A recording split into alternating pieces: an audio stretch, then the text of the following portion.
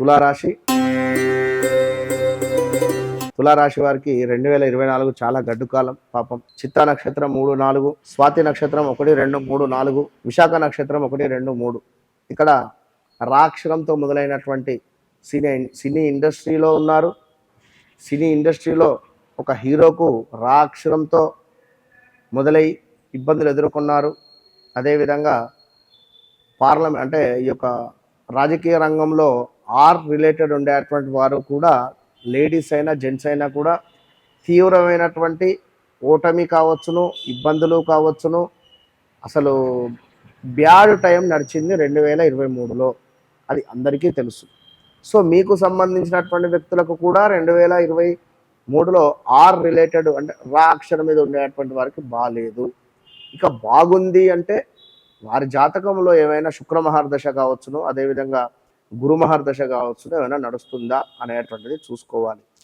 ఇక మరి ఇక్కడ చూసుకున్నట్టయితే రా అక్షరము, తి అక్షరము, తు అక్షరము, తే అక్షరము, రో అక్షరాలతో ఉండేటువంటి వీరు ఈ రాశి స్త్రీ పురుషులకు ఈ సంవత్సరం గత సంవత్సరం కంటే కొత్త వరకు మేలు జరిగేటువంటి పరిస్థితి ఉంది. శని ప్రభావించే ప్రతి విషయంలో కొంత జాప్యం అయితే జరుగుతుంది.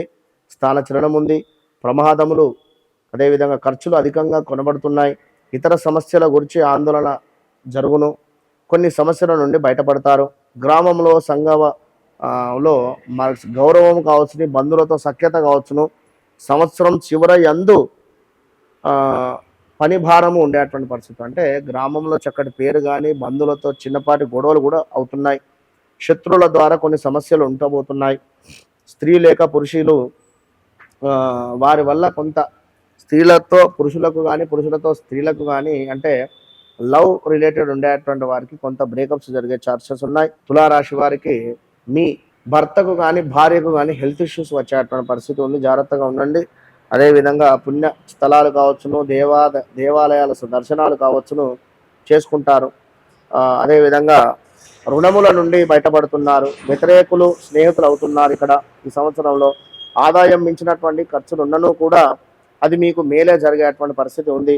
విద్యార్థులు సంవత్సర ప్రారంభంలో ఇబ్బందులు ఉన్నను తదుపరి మంచి మార్కులు, జ్ఞాపక శక్తి పొందేటువంటి పరిస్థితి ఉంది. రాజకీయ రంగంలో తిరిగేటువంటి వారికి, నిరుద్యోగులకు, వ్యాపారవేత్తలకు కూడా, చిన్న పెద్ద పరిశ్రమల వారికి, చేతి వృత్తుల వారికి అతి కష్టముతో మంచి లాభాలు ఎదుర్కొనేటువంటి పరిస్థితి ఉంది. ఖర్చులు అధికమవుతున్నాయి. లోన్స్ కావచ్చును, ప్రభుత్వ రాయితీలు నిలిచేటువంటి పరిస్థితి ఉంది.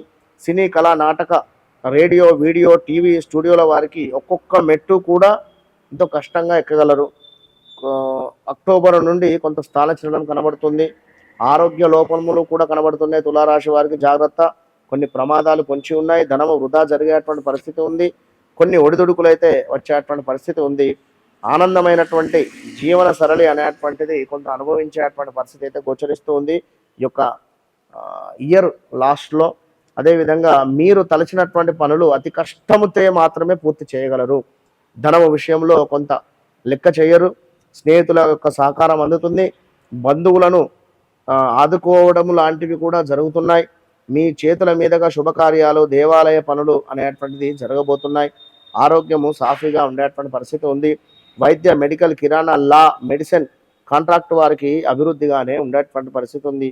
చూడండి, ఎవరైతే మెడిసిన్ చదువుతున్నారో వారికి, తులారాశి వారికి చాలా అంటే చాలా ఎక్సలెంట్గా ఉంది. స్థిరాస్తిని వృద్ధి చేయగలరు. కొత్త ప్రారంభములు చేసుకుంటారు. కొత్త పనులు ప్రారంభించుకుంటారు.